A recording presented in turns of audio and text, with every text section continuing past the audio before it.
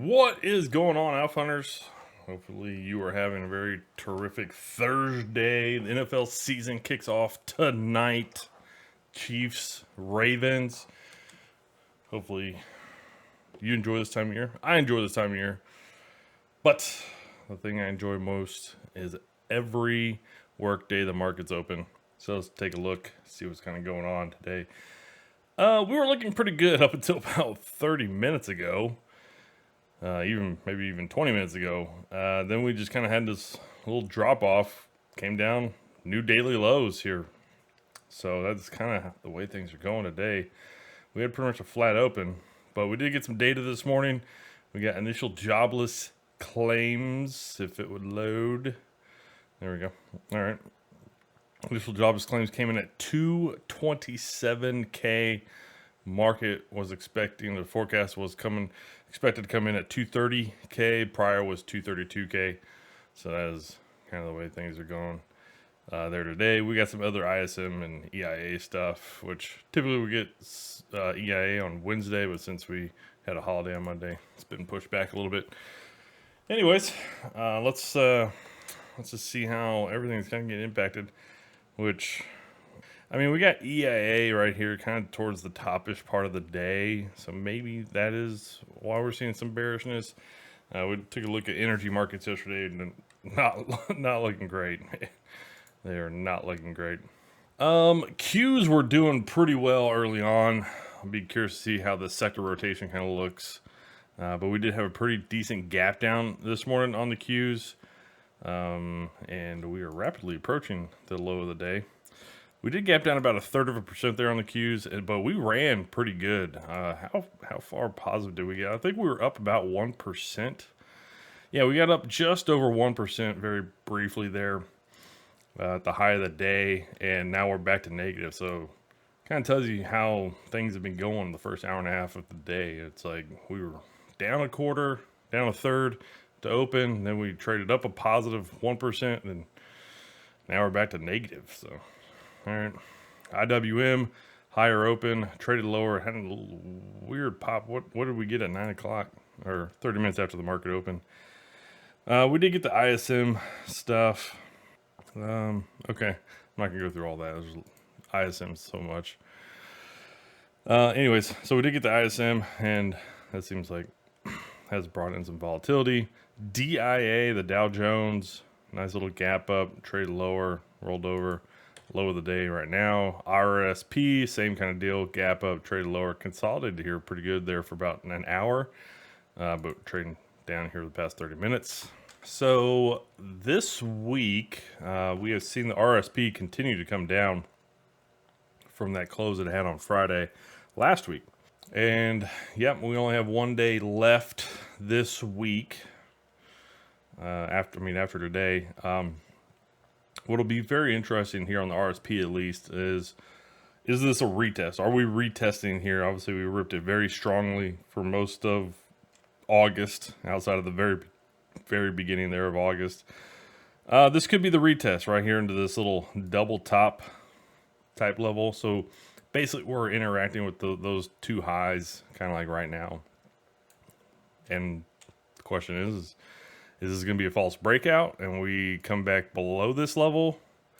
If we do, I would expect us to retest into it and roll over, or do we bounce and go higher? That's going to be a very interesting one. That'll be a very interesting one. We'll find out. That's all I got. I would be more willing to be bullish here on the RSP. Go higher, get at least a bounce, but that's just because I've been pretty clear about this. I think we're going to get one more push on the markets. DIA also looking a little bit like a false breakout. Obviously, we had a all-time high close there on Friday, and we have come back below previous highs and stuff like that. So, yeah, not looking good there on the DIA. IWM here, we had a pretty strong run there in August, has come back down. We do have lower highs from July to August. Okay. And the interesting thing here on the monthly with July, at least July, August, is we have lower highs and we also have lower lows. So that could set in, that could have set in a precedent of a trend change there for the IWM. Now, we do know the IWM has not bounced back nearly as strong over the past couple of years from the highs that it was putting in back in 2021. So it hasn't gotten back to all-time high type levels, but it is one where it could go, it could have some weakness, right? And if everything's weak, IWM will be weak as well. The Qs. I'll be curious to see what we do here today. 2 back-to-back upper wicks, looking kind of like how we do now. If we end like this or lower, man, that just won't look good at all. And I'm really going to be curious to see kind of how we end out today, and then obviously how we end out tomorrow. See what the market reaction is to the unemployment and non-farm payroll data is tomorrow. Man, Qs have just looked so weak. Not to say that, wasn't expecting maybe some weakness, but just for how much they've been weak here over the past like 2-3 weeks, and then how much they really dropped off just to start the week. And Nvidia's is not helping. SPY also has, those upper wicks coming in after a pretty bearish day there on Tuesday. So it kind of looks like we're just retesting into some of these moving averages that are possibly going to push us down. I could definitely make the case of picking up some bearish positions, or, some, just protected positions, because if we wind up dropping tomorrow, it's going to hurt. We dropped pretty good there on Tuesday, and we've had 2 sideways consolidation days on the Qs and the SPY.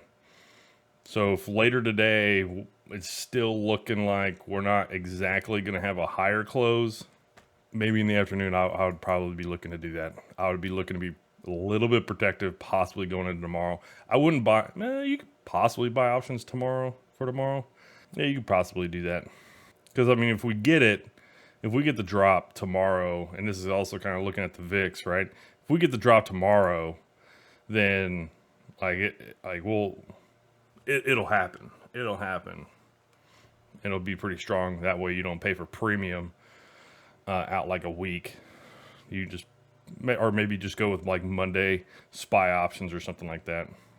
Because if we get the drop tomorrow, then yeah. But if not, and we don't get the drop early tomorrow morning, then you can just close them out. I'd imagine it's going to come down to unemployment data and non-farm payroll. So if we don't get that initial reaction pre-market, then you're probably just looking to say, okay, we're not going to drop off here. But the market seems like it is not believing this week's going to end on a positive note. And you can also see the VIX here.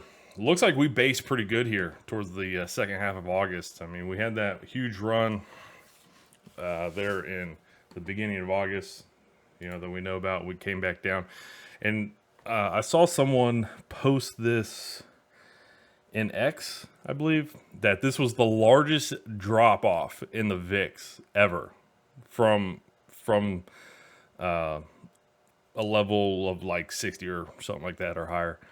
And I think this wound up being the 3rd highest level ever. So it is, man, it's such an interesting one, because all the previous times where we've gotten that high, like the 2 previous times, like it was pandemic and it was the GFC. Neither one of those we were like at all-time high type areas. Obviously we're not making all-time highs right now, and I get that, but we are definitely up in that area on the market. So it's not like we're seeing catastrophic type events. Anyways, but we do have this base that has gone on here for the second half of August, and we had that pretty good pop there Tuesday to start this week. So maybe we're just kind of pulling back here. So if we do see a pop tomorrow, obviously right now options are maybe a little bit cheaper. Question mark. They're not like super cheap. Like obviously back down in the teen areas, that's kind of where you want to be buying them. There was another chart. I'm gonna see if I can find it. Maybe bring this up tomorrow. But usually we do get an uptick in volatility in the VIX in August. There's usually like a VIX pop in August, and then when you get into October, and it looked. I'm just gonna kind of hypothetical, but it kind of topped out something like this, something like that. That's kind of the way it did not go this high, right? So it was something like this, something like mid to upper 20s, maybe even low 30s, and then it kind of based out, and then later in like late September, October, that's when you saw the huge run there in the VIX. So if we are going to see a huge run in October, and we've already seen this strong of a pop, in my opinion, in August, what will that say about possibly of a run that we would see in October? That's kind of the thing that I'm maybe a little bit worried on, is like, well, if we've already seen the August pop higher than normal, what would that mean for an October pop in volatility? Because the October pop and October, November, it's usually between like late September, early November. Pop in volatility is, from the chart that I saw, was maybe like 50% higher. So if we top out like upper 20s, we would make it up to like 50 or something like that. That was kind of what the chart says. So I'm gonna find that. I'll bring it, see if I can find it and bring it up tomorrow. But all right, dollar bouncing back. It was weaker early on, but yeah, ever since we got the ISM stuff, EIA stuff, we have definitely bounced back pretty good there on the DXY. GLD, which is interesting because dollar dropped off early on. Gold did have a higher open, or GLD had higher, but so obviously we have pulled back while dollar has gone up during the day. So okay, but this is looking great. This is looking great. You got to really like the consolidation we're getting up here over the past couple of weeks. Looks pretty solid. Yields, 10-year yield, looking pretty good. Like it wants to continue lower. Got a little bit of lower wick coming in today. Okay, let me check 2-year. Yeah, 2-year has dropped off pretty good for the past couple of days. And then the 30-year. So they're all kind of having some lower wicks come in today. 10 and 2 inversion. Look at that little pop over the zero line. We have not held it. I'd be curious to see if we hold it over the zero line by the end of the day. But man, the market is really it's showing like it's really going to get over the zero line pretty soon. I don't think we're going to roll back over. I think we're probably going to be getting over that zero line pretty soon. HYG, high yield corporate bonds. Nice little pop there on high yields. Okay, yields are down. Bonds doing a little bit better today. Kind of a flat, nice little gap up here on the LQD, but traded lower as yields have rallied during the day. Same kind of thing there for the TLT. Kind of get this little triple top action. Seeing a little bit intraday bearishness on the bond side, but not too unexpected as yields have moved higher. And then take a look here at sector rotation. Discretionary is doing pretty good today. Okay, so discretionary is doing pretty good. Communications, tech, energies, real estate outperforming, utilities in line with the market. Staples, materials, financials, industrials, and healthcare at the lower end of the day. Okay, as far as intraday, taking out that gap, yeah, there you go. Tech had that pretty good run to start the day. They did have a little bit more of a gap down than just about everything else. And then, yeah, so you got tech, discretionary communications. So the big tech guys are doing the best. Kind of makes sense. Coincides with what we were seeing out of the Qs compared to the SPY. Everything else is underperforming. So real estate, materials, energies, real estate, staples, energies, materials, utilities, industrials, Healthcare and financials are seeing some pretty good selling action during the day today. Yeah, selling action even on the start of the day, really.